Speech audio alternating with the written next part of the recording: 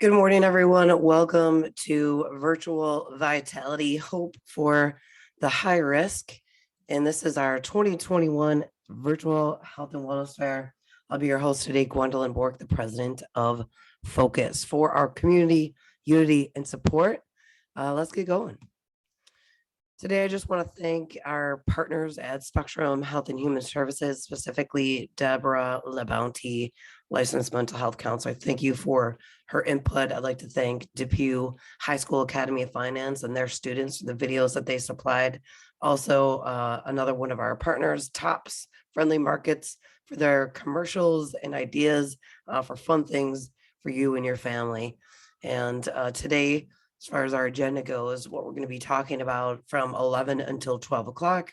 We're going to have a quick little introduction on who we are and our objectives of our organization and the community that we serve.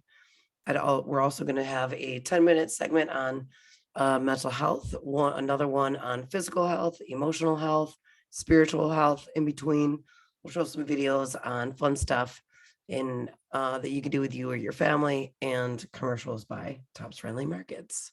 So let's get started in our first health segment, mental health. But before we do that, just want to let everybody know we are focused for our community, unity and support. We are the local addiction prevention coalition for the Depew and Lancaster community. We serve the families, parents, students of those communities through a drug-free communities grant that we are offered or were offered through the White House Office of Drug Control Policy.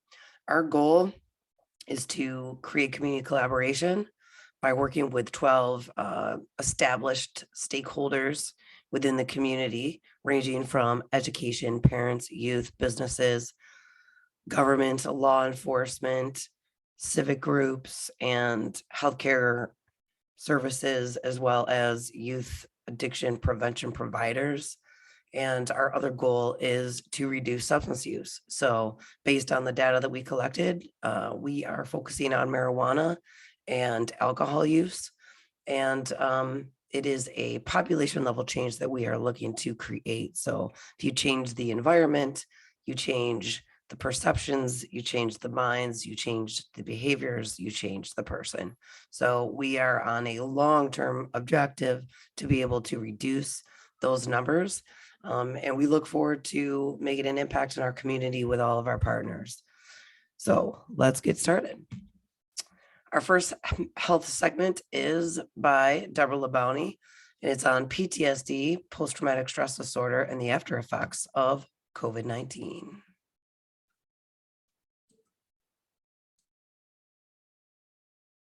Good morning. This is a brief presentation for your health and well-being.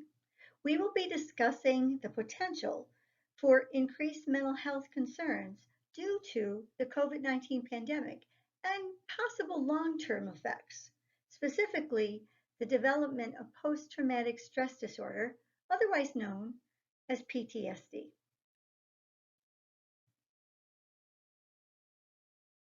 According to the American Psychological Association, the coronavirus pandemic is an epidemiological and psychological crisis. The enormity of living in isolation, changes in our daily lives, job loss, financial hardships, and grief over the death of loved ones has the potential to affect the mental health and well-being of many.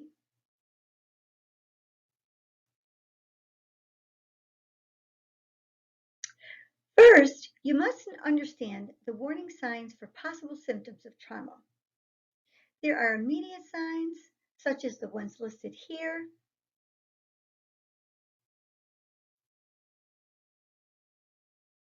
and there are also short and long-term signs and symptoms.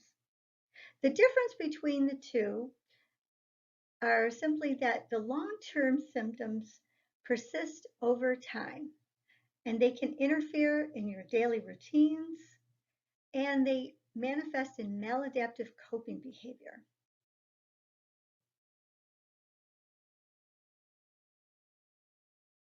It's important to understand that children cannot articulate their experiences as adults do, and therefore have different in signs and symptoms.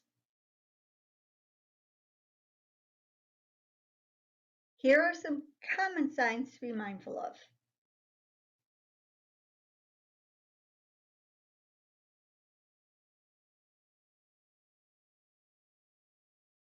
Teens are at high risk for suicide if symptoms go untreated.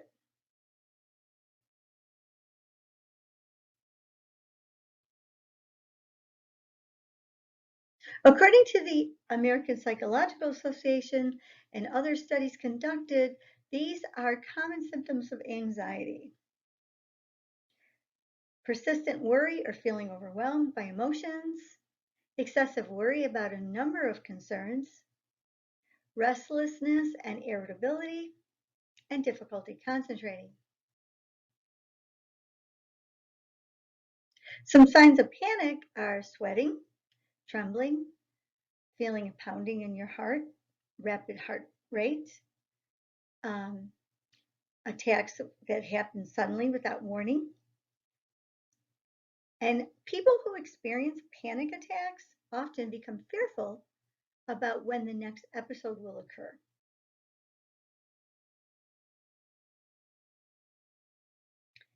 Some signs of depression would be a lack of interest and pleasure in daily activities, significant weight gain or loss, insomnia or excessive sleeping, lack of energy, inability to concentrate, feelings of worthlessness, excessive guilt, and of course, recurrent thoughts of death or suicide.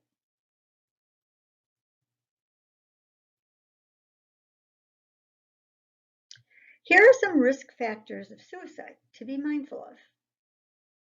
Talking about dying or harming oneself, a recent loss through death, divorce, or separation, changes in personality like sadness, withdrawal, or irritability, changes in behavior, sleep patterns, and eating habits, erratic behavior, harming yourself or others, low self-esteem, including feelings of worthlessness, guilt, or self-hatred, and no hope for the future, believing things will never get better or nothing will change.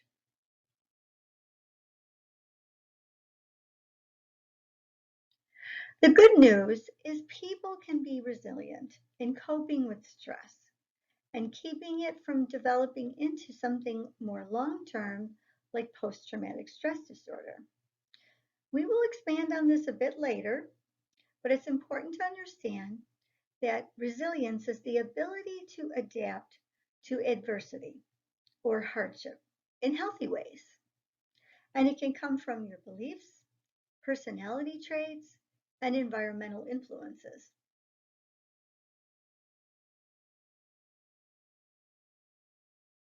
But what happens if the symptoms get worse? When acute stress or trauma develops into PTSD, according to SAMHSA, uh, any event or a series of events or set of circumstances that are experienced by an individual as physically or emotionally harmful or life-threatening, and that have lasting effects on the individual's functioning and mental, physical, social, emotional, or spiritual well-being is a trauma.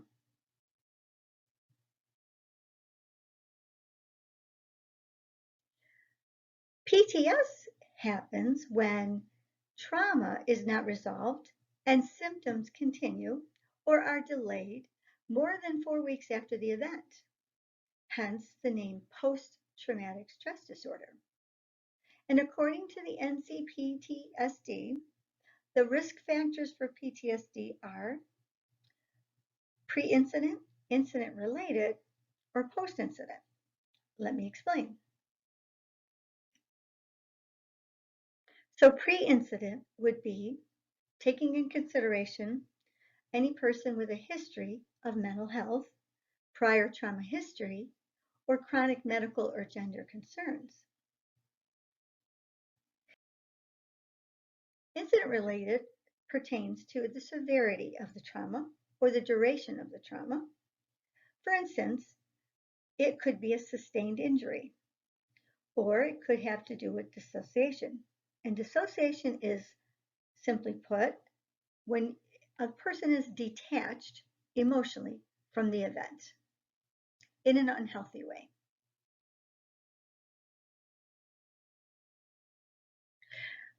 And post-incident is taking into consideration a person's availability of social supports, coping skills, ongoing stress, um, any new adverse events that are developing, and compounding factors, like if the environment is still not safe.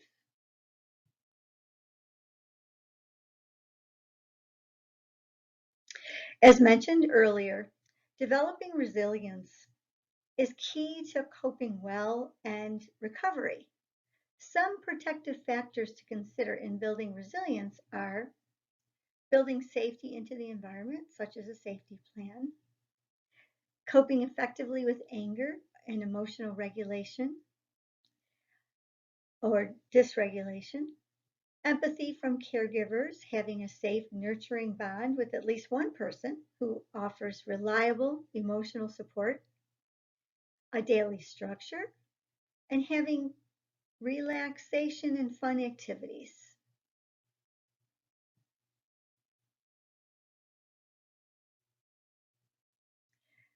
There are many ideas for healthy coping, and here are just some common ones. For children 6 and under, it's important to help them to develop social relationships and show them how to do small things for themselves in warm and supportive ways. For children that are 6 to 11, it's important to help them by allowing them to positively influence their environment, giving simple choices, teaching and modeling emotional control. For instance, you could state your feelings and say them out loud, and then say out loud what steps you're going to take to manage them. For children 12 to 17, or our teen population, it's important to show them the ways that they have control over their own lives and to help them develop good social skills.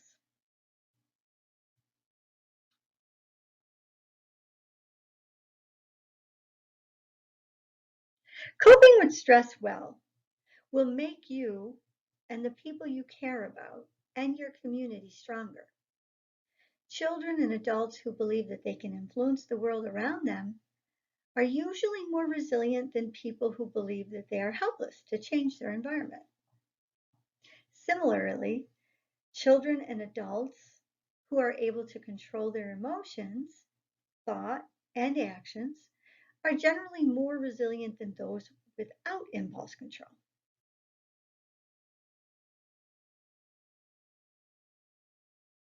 So your courage to ask for help has a huge impact for everyone in the community, including you.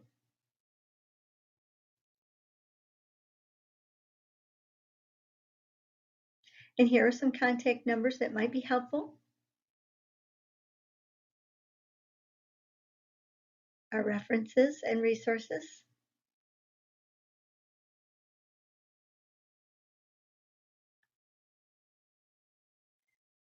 Be well, stay well, and thank you for your support.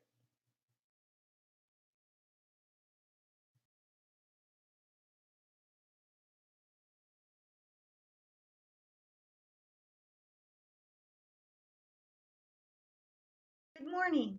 This is a brief presentation for your health and Yo, bro, who got you smiling like that? Like, kill the light, so baby, close your eyes, the way you look at. Hey everyone! My name's Nat. I'm Kaylee. I'm Jana. And my name's Jordan. Today we're going to be talking about some fun Christmas activities that you can do with your family during the holiday season. This includes crafts, baking, and some of our favorite Christmas movies. The first activity we'll be doing is making reindeer food. Okay, the first thing you're going to do is take about a cup of oats and dump it into your bag. After that, you're going to take your favorite color of glitter and dump some of that into the bag.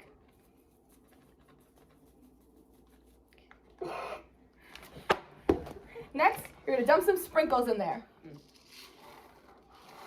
And more glitter. And then eat the sprinkles. And then after that, you're gonna close it up and shake it. And now you have reindeer food that you can sprinkle on your lawn for Santa's reindeer when he comes on Christmas Eve. Yay!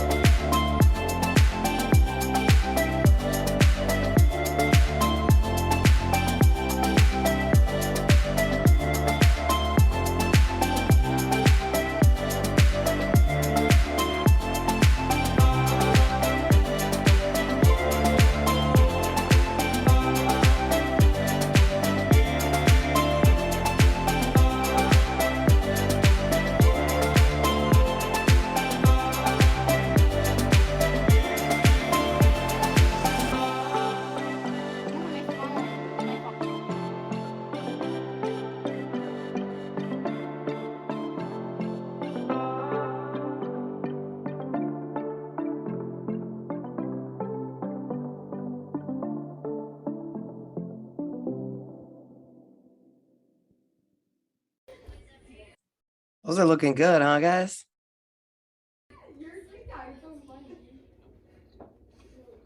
Here's our top 10 movies to watch with your families during the holiday season.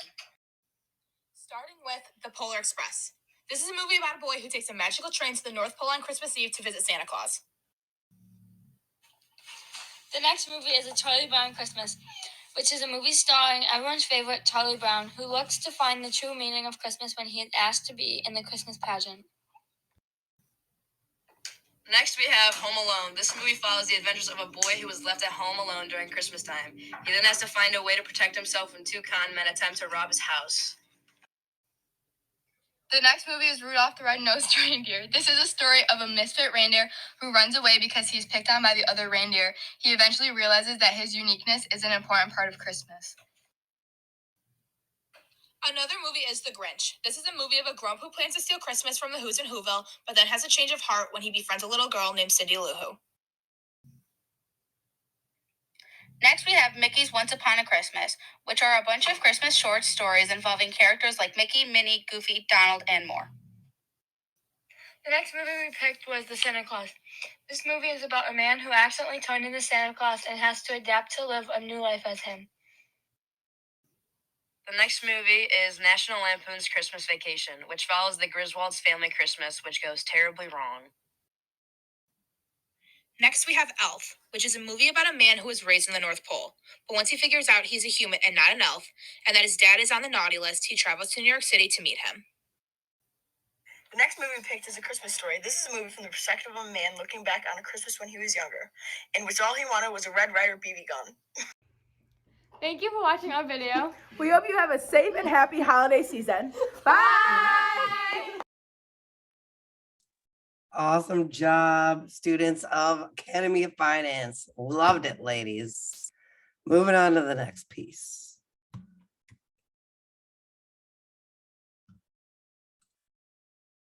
Yo, bro, who? All right, our next segment is on physical health. And actually, I was working with Mrs. Kosalski from the Depew High School, and we were working on a few different things. And she said, I love this TED Talk, Gwen. Doesn't really get any better than this. So we're going to play this TED Talk from YouTube. So let's just make sure that we can get there.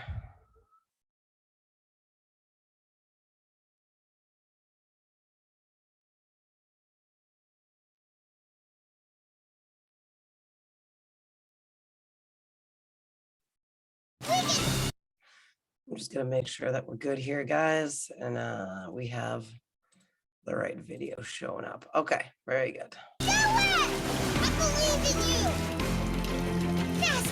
And this movie this TED Talk is by Wendy Suzuki.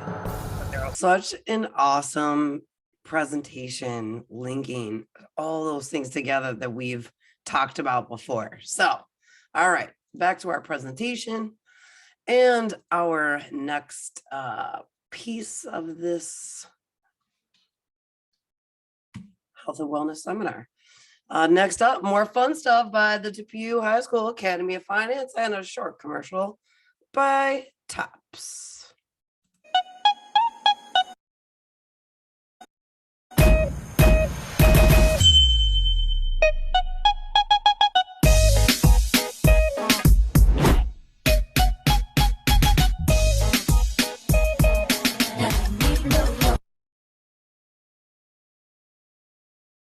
That looks so good. I hope you guys don't mind. I tried to put a healthy one after the exercise. All right. Pew Academy of Finance. If you struggle with exercise, see what these guys got. Exercise is boring. Worry no more. With our interactive game, we have created a system that is fun and healthy. This can be played with an infinite amount of people, or even yourself. I don't have an outdoor setting to go to. No worries. This can be played anywhere at all. We call this game Race Away. For your first step, you want to get a pen and paper and organize your point and activity system. Your activities can be almost anything. It just has to be something active. You can maybe create a set of obstacles, have races, whatever you can think of. For every activity, you will want to have a set of amount of points for a total of 100 points. As being very healthy, this game can be beneficial in so many other ways as well. It can be used as friendly competitions. It can also be used to determine a decision between two people, or simply be a fun way to get some exercise. Sharif will now begin to write down our ideal exercise games. Yeah. Our teacher and AOF teacher has agreed to provide us with a special prize for the winner. As we mentioned before, this game can be played almost anywhere, but for a better experience, playing in an open space will be funner. As you can see, we have now finished our game setup. Me and Sharif have included jumping jacks 20 times, touch the ceiling 5 times, mini gases 10 times, bear crawl 6 times, and table maneuvering 5 times. All of these exercises will total up to 100 points. The first one to reach 100 points is the declared winner. 3, 4, 5, 6, 7, 8.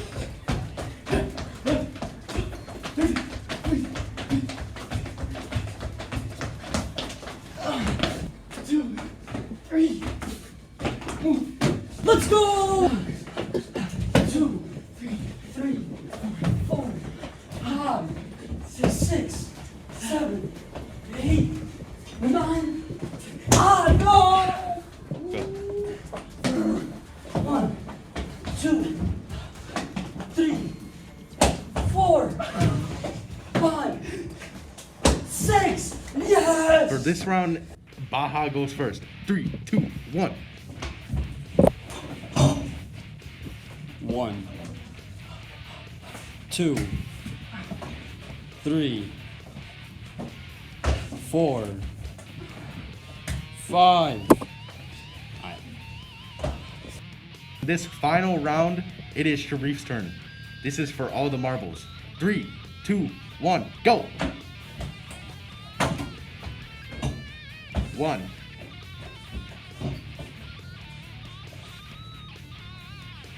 2,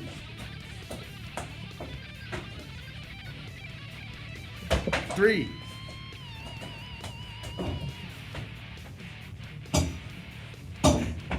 4,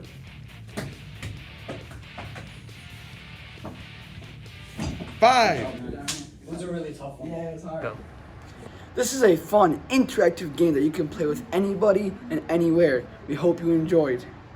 Go. This video was brought to you in part by the Academy of Finance of Depew High School. I love the gracefulness of the guys going over the table. Awesome work, guys. Awesome work. All right, what do we got? What's next? All right, next up, the emotional health segment, again with Deborah Labonte, licensed mental health counselor from Spectrum Health. This is a presentation on emotional health. According to the American Psychological Association, emotional health can lead to success in work, relationships, and health. In the past, researchers believed that success made people happy. Newer research reveals that it's the other way around. Happy people are more likely to work toward goals, find the resources they need, and attract others with their energy and optimism.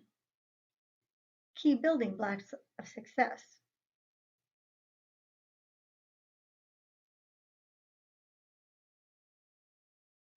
Individuals who practice emotional regulation tend to cope better with life's stressors and are more resilient. They have better coping strategies and distress tolerance.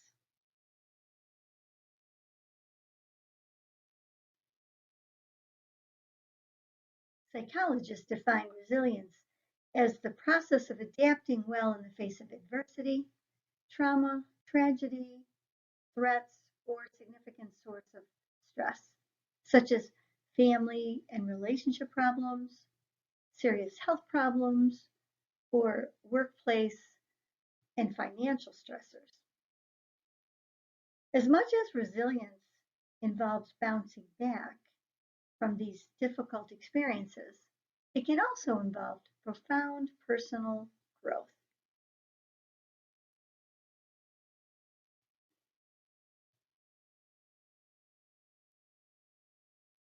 There are four main emotions that we experience as humans. Anger is the one we will primarily focus on in this presentation. Anger becomes a problem when it is felt too intensely, is felt too frequently, or is expressed inappropriately. Feeling anger too intensely or frequently places extreme physical strain on the body.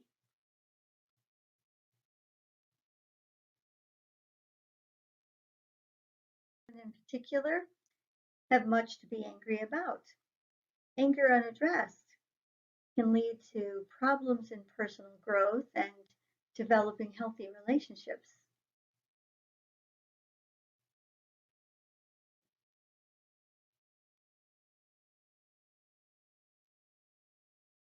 Anger can become a routine, familiar, and predictable response to a variety of situations. When anger is displayed frequently and aggressively, it can become a maladaptive habit. A habit, by definition, means performing behaviors automatically, over and over again, without thinking about it, and it results in negative consequences.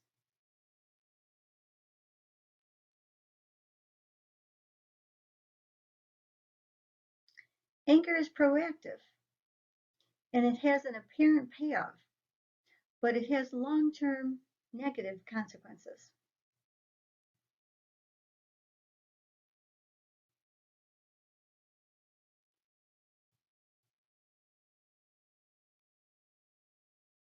Anger is learned. One misconception or myth about anger is that the way people express anger is inherited and cannot be changed.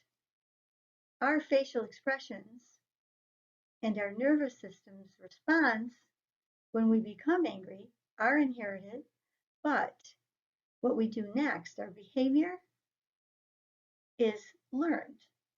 Because people are not born with a set specific way of expressing anger, it is possible to learn more appropriate ways of expressing anger. Similarly, it is also possible to change the way your nervous system reacts after you get angry. So you can learn to calm down more quickly with practice.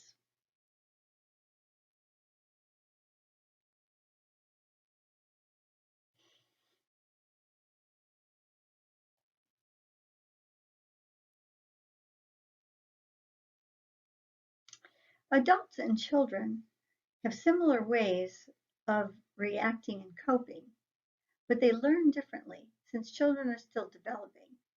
Adults learn, practice, and apply some of these skills. Adults manage behavior by self-awareness and taking steps to change habits. The anger meter is one way they do that.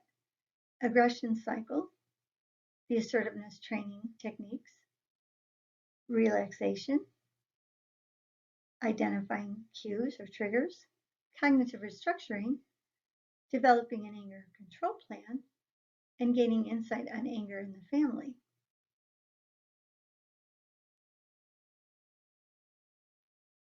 One very important thing to remember is to never teach a child or an adult steps while angry or under the influence of substances. Their minds are simply not available.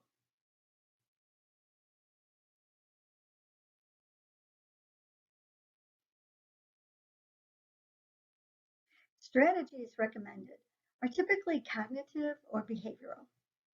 Some cognitive strategies are deep breathing, which helps to pause, counting, which can keep you grounded in the present moment, relaxing imagery, which is focusing on an image of a calm, relaxing place, and it includes the senses as a way of remaining calm in difficult situations.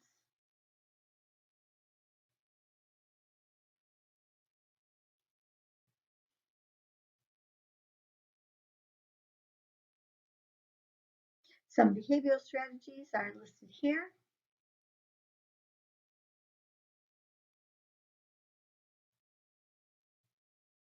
And remember, it takes time to master any skill.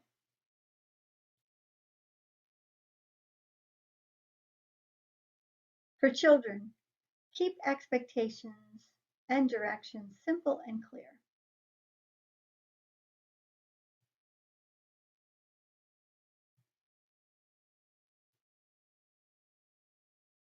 Tips for children are remembering to praise them when catching them using their skills.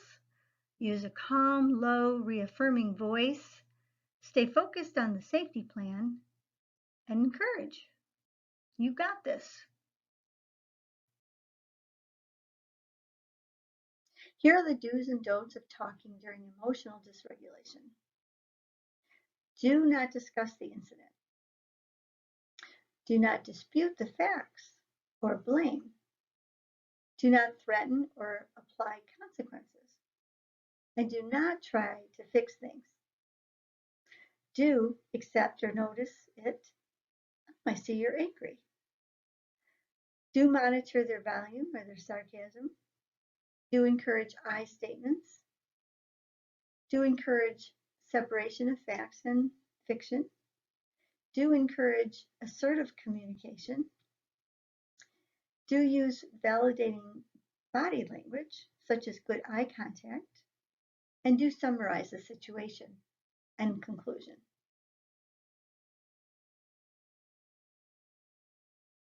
Remember, apologies are powerful. It takes time to move ahead. You'll want to repair the damage to the relationship or the environment. And there might be consequences.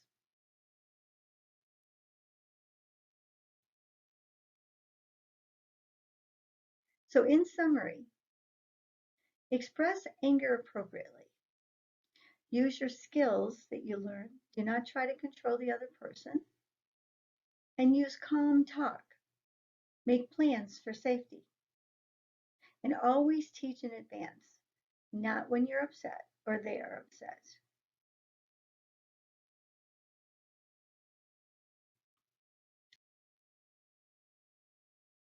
Here are some references and resources for you.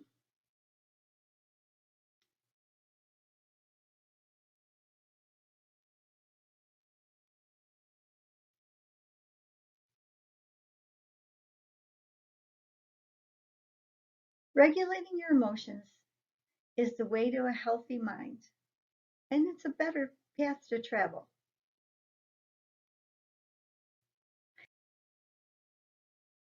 Be well, stay well, and thank you for your support.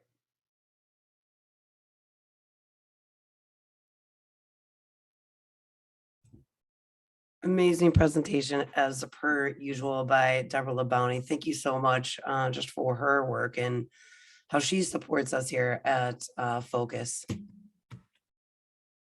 And next up, we have more fun stuff with the Depew High School Academy of Finance. But first, a small little tidbit from Tops. Easy now, no need to go down. Run that, this how we from. Easy now, no need to go down. Easy now, no need to go down. Run. Makes me want to get an air fryer. All right, next up, Depew High School Academy of Finance.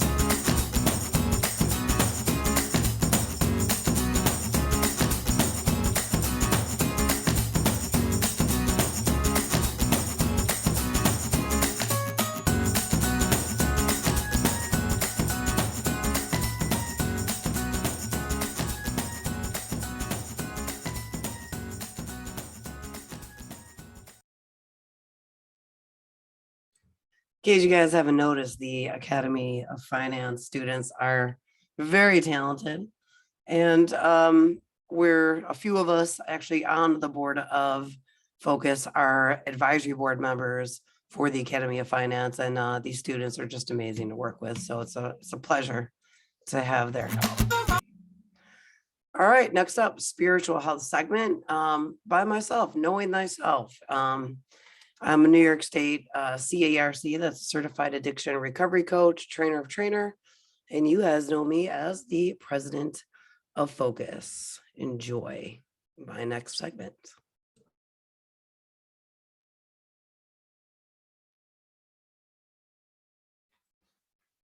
Good morning, everyone. I am Gwendolyn Borg, president of Focus, and also presenting on spiritual health as part of our 2021 Virtual Vitality Health and Wellness Fair. It's actually a pleasure for me to share some of my knowledge that most of you may not know. I am New York State certified as an addiction recovery coach and trainer of trainer. One thing that we would do as certified addiction recovery coaches and trainers and that I would do working with clients was to start on their personality, their values, you know, those things like that, right? Like defining spirituality is different for each person.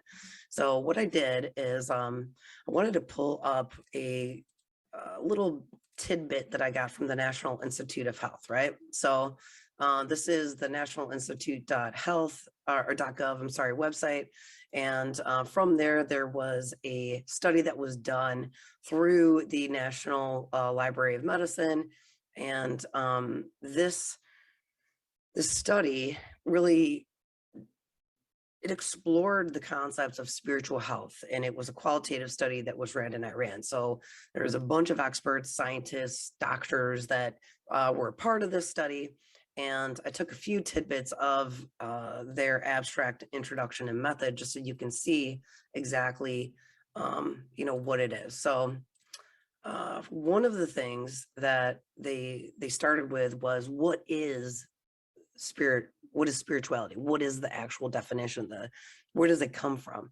So the word spirit is derived from the Latin words spiritus, meaning breath, courage, vigor, or soul, and the word spirar, meaning to breathe. It's so interesting that, like, if you look at it, it's the courage to breathe. The 5 characteristics that they stated in as a piece of spirituality include meaning. You know, what does your life mean? What is value? What do you value? Transcendence, connecting with oneself. So connecting with yourself, others, God, some sort of, you know, higher entity, and then connecting with your environment, as well as becoming, this process of growth and progressing in life. The basic characteristics of spiritual health really are proper lifestyle, connection with others, asking about the meaning and purpose of your life, and transcendence. And what has been seen as that spiritual health is extremely important for many researchers, to the extent that it is seen as one of the key aspects of health. So we've talked about, you know, all these things today. This is, in spirituality, cannot be left out. You lose this piece of you, you're going to lose why do you work out? Why do you eat right? Why do you go to a counselor? Why do you seek, you know, professional help? For what reason? Is to have some sort of identity, purpose, some sort of role that you could identify in the bigger scheme of your existence. Because when we lose sight, or if we've never found our identity and our purpose in life, why are we doing it? We start losing faith and focus on, why go to work then? Why should I even try to work out? Why even? What's the point, right? What's the point? So, and according to these numerous studies that they conducted on various patients, spiritual health leads to improved mental health and is positively related to physical health. So for instance, it helps patients experience lesser pain. So isn't it interesting that science itself acclaims spiritual health as an indivisible factor on one's whole wellness, whole body wellness, the health of their mind, emotional, mental health, and physical health. You want to go to tonyrobbins.com/DISC. All right. This is a personality assessment. It'll take you about 15, maybe 20 minutes. You don't want to overthink the questions. Really, at the end of this, it helps you understand who and where you are naturally and adaptively. Like, how do you act around other people? How do you act when nobody's watching, right? So the DISC, it all stands for something. D stands for dominance. I is influence, S is steadiness, and C is consciousness. They're the 4 primary personality traits that this test measures. And these 4 characteristics, and everyone that has these 4 characteristics, but the strength of each varies depending on the person. So it can provide a common language that people can use to understand themselves and others. It can lead to misunderstandings and conflict if you and your colleague, or let's say you and your son, or you and your daughter, or you and your spouse, don't attempt to understand what makes you different and how to best communicate with each other. None of these DISC personality traits are inherently positive or negative. They're non-judgmental. It just helps you, and the people that take them, how do you respond to conflict? How do you resolve problems? and it helps you discover what lies beneath your common habits and working styles. So thing that's happening out there called, the great resignation. And people just don't, if they don't feel connected to something, they're just not going to do it anymore. We have all these jobs available, nobody wants to work. Well, why is that? And that's a big debate. What is fueling now this great resignation? Well, I can tell you what started it: COVID. A disruption in our natural patterns and behaviors that we were just, constantly doing in life. And now we've had to reevaluate our priorities. We've had to reevaluate, what's more important, and how do we, in really at the end of the day, if we live in this fear-based society, if I'm going to die, what am I going to die of? And what am I going to die trying to do? Right. So it gives you purpose. If you didn't have one, I know a lot of people that have found their identity and their purpose in these days. This was an article off of Psychology Today. I actually used to be a provider on Psychology Today, and so I had my own profile, and that's how I connect with clients and things like that. But this is such a great tool. V in Vitals stands for values. Like you could value helping others or being creative. You could value your health or financial security. They're guides to decision making and motivators for your goals. And research shows that just even thinking or writing about your values can make it more likely that you take healthy actions towards it. Is motivation provided by worthwhile values, that when you're tired, you're going to keep on going. So if you want to self-motivate, you got to know your values. And there's tons of research where you could define that, like we have in business a value proposition. Well, what is your value proposition in your family? What do you bring to the table for your kids, right? Or you as a youth? What do you value? What is important for you in navigating your relationships with people and your parents or your friends or your teachers? I is interests. What are your passions, hobbies, anything that draws your attention over a sustained period of time? When I talk to the students at Depew High School for their health class, I have the honor of sharing my story.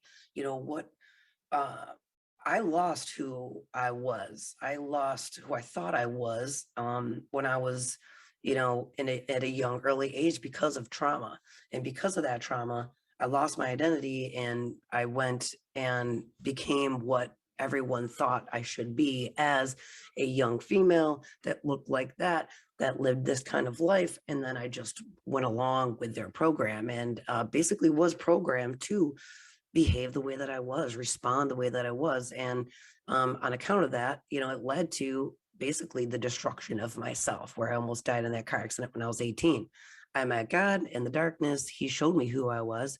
He told me I had to go back. He told me I had a mission. And since then, I've been going one mission at a time through knowing my identity and knowing my purpose to give back to the world the very hard lessons I've had to learn and provide hope, to inspire hope and to motivate change. That's why I'm here, right? So when I talk to the students, I say, guys, what do you do when you're super mad or you're really depressed? Like, what do you do? How do you deal with that? Some of them sleep it off. Some of them play video games. They play music, they write, they paint, they hang out with their friends, they work out, they go running, they talk to their parents, or they talk to a confident, someone that they can confide in. Like, when you can lose yourself in something, that is a number one thing that you want to hold on to. For me, I got lost in music. I still get lost in music. I still play to this day. If I can't communicate, and I'm a writer, I'm a published author. If I can't write something, if I can talk something about it, if I can't write it out, I play it out. And that's where I lose myself. So you have to know what you can lose yourself in, and if you can develop that deep interest, you can overcome so much. And this author has an example, like a friend of hers broke their leg when they were 11 years old, and they were so fascinated by the emergency room that they decided to become an emergency physician. Pain leads to perseverance. Perseverance leads to hope. There is always a purpose for your pain. You just have to figure it out. What was it for? Temperament. For vitals, temperament describes your inborn preferences. Do you restore your energy from being alone? Are you introvert, extrovert. A lot of these temperament things are how you make decisions, what do you prefer, just who you are, right? Your vibe. That's that disc assessment. Do the disc assessment. That helps you, right? It helps you just in, like what she says, it could help you gravitate towards situations where you could flourish, and you want to avoid situations that you would not flourish in, right? A means around the clock activities. Like around the clock category refers to what you like, when you like to do things, your biorhythms. Are you a morning person, night person? All these things do fluctuate. I will tell you that. So you need to know that. You have to understand when you're working your best. If you're not a morning person, don't plan meetings in the morning. If you're not a morning person, don't engage in difficult conversations with your teens or your youth at that time. Wait until you're clear, when you're at prime, composure to engage in those difficult situations. L, life mission and meaning goals. What are the most meaningful events that have happened in your life? Why? You have to look within and maybe get deep in some of the trauma or the things that have happened to you to understand who you are. Are you willing to extract the positive light out of that? Are you willing to find the silver lining? Maybe you grew up in poverty. Well, now you're resourceful. That's a positive, right? Now you're good with money. You're a money manager. I mean, I'm a financial advisor. I grew up in poverty. S is strengths. You have to know your strengths, not only abilities, but skills and talents. They could be character strengths, such as loyalty, respect for others, love of learning, emotional intelligence, fairness. Knowing your strength is one of the foundations of self-confidence. Not being able to acknowledge your own superpowers, is an issue. We're so down on ourselves all the time. We don't always, we're not always willing to accept the things within us. We could live in this perpetual state of negativity and feed into this narrative that is not true. Your thoughts are not you. We are to observe our mind and observe our thoughts. And because spiritual health has such a ripple effect on all the other areas of our life, our mental health, our emotional health, our physical health, being able to decompress. Remember, we looked at the definition of spirituality, the courage to breathe. Basically, you're giving yourself the courage. You're giving yourself the bravery and the opportunity to just breathe.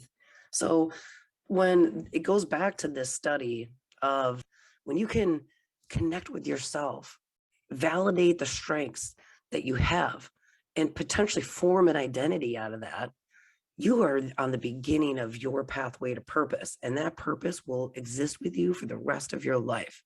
And it is a matter of life and death. When I talk to the students at Depew High School, I tell these guys, like, ages like 14 to 24, which my book revolved around, and I was writing all the time. So it's a collection of all my writing. They were very metaphorical, almost like Saint Augustine-esque, like philosophical, these questions of like, why am I here? What is the point of this? What am I going through? And I would see these visions, and I would be able to break down like this, the purpose of these particular trials and tribulations based on just a picture I was shown, an oak tree in the middle of a field with all by itself with this line of pine trees, like that being the crowd and society always observing and mocking, and but shallow roots, right? I could see a lot of that stuff, and thank God. But I tell these kids, I'm like, guys, this is the fight of your life. Ages 14 to 24, you're going to be bent and swayed. You're going to be pulled around like that oak tree that is all by itself in the midst of all the storms that are going to hit you. You're going to bend and sway, and if those roots aren't deep, you're not going to make it. So this is the fight. This is the fight of your life, and you need to find what you can do, and don't stop until you find it, where you lose track of time, you lose track of everything, because that is going to be what saves your life someday. And for the people out there, the connection to others, you have to have a person that you can call at any time of day that's going to pick up that phone and talk you off the ledge, because that might be that last phone call that you could ever make before you're done, right? You need those people. And when you start connecting to something higher, this connection to spirit, this connection to a transcendental dimension, this out of world dimension, you begin to see there's purpose for everything. There's a point in an order. There is no chaos. It's actually order. There is order, and there is structure, and there are systems and processes that all are based off of each other, and you are a piece of that. You're going to start valuing your life a little bit more. You're going to start doing things a little bit more to better yourself, which will then better your environment, better your relationships, and then better the world. Wouldn't that be awesome? So I challenge you to do this activity. And this is an activity that we would spend actually on the first day of our training for the Recovery Coach Academy that is approved by New York State for addiction recovery coaching and people in the addiction treatment field. But it says, number one, describe yourself. Who are you? Like things like, what is your name, ethnicity, gender, marital status, occupation, hobbies, interests, accomplishments, hope, dreams, goals. To write it down. Step two, list all the groups and roles that you feel represent yourself. What represents you? What influences you? What matters to you? I'm a single mom. I'm a business owner. You know, I am a community leader, right? Like whatever your roles are, write them down. And out of all those roles, what are the 5 that are most important to the perception of who you are? For me, I am an overcomer of trauma. I'm an overcomer of rape. I'm an overcomer of, drug and alcohol abuse. I'm an overcomer. I have purpose and an identity, and there's a plan for me to be in this world. And make it a point to connect constantly, because in a crazy world that we live in right now, if we don't do that, this great resignation is going to turn into the great isolation. And we're going to be all by ourselves trying to figure it out all alone. And we are not designed as social creatures to do this alone. So I say, please, the science is clear. When your spiritual health suffers, everything else suffers. For me, I do have a connection to a transcendental dimension, and that's God. That's who saved me. That is who fills me when I'm too low, and gives me guides, that I can follow to discover who I am when I don't see it and it can't be clear. And I go outside to see that. Who is your God? Who are you? What is your plan? What is your purpose? And what is your identity? Because every single one of us has a role and a part to play today and in the future, moving forward.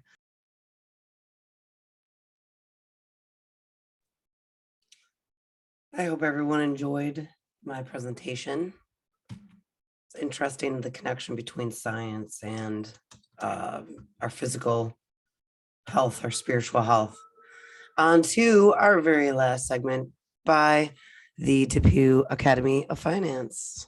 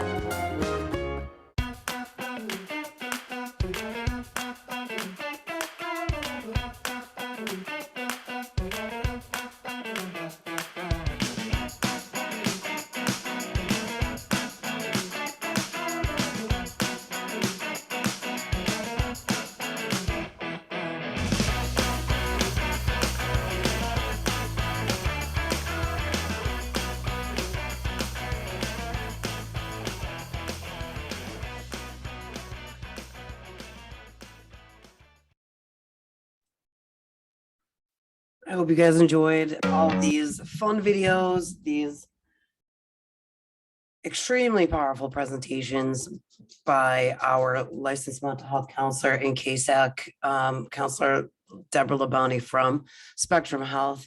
Our little tidbit infomercials, commercials from Tots Friendly Markets, all of our fun stuff, recipes and craft ideas and exercise competition ideas with the Depew High School Academy of Finance students.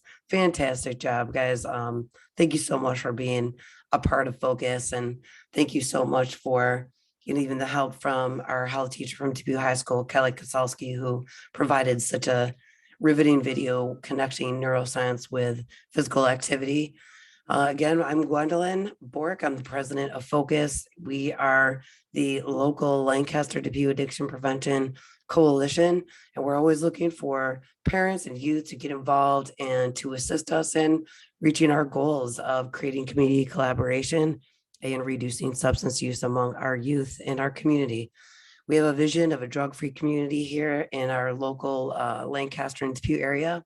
We would love for your support, whether it's financial support as a legacy partner, whether it is your time and spending your time with us and assisting us in our goals, or your talents. So thank you so much, and I hope everyone has a great rest of the day.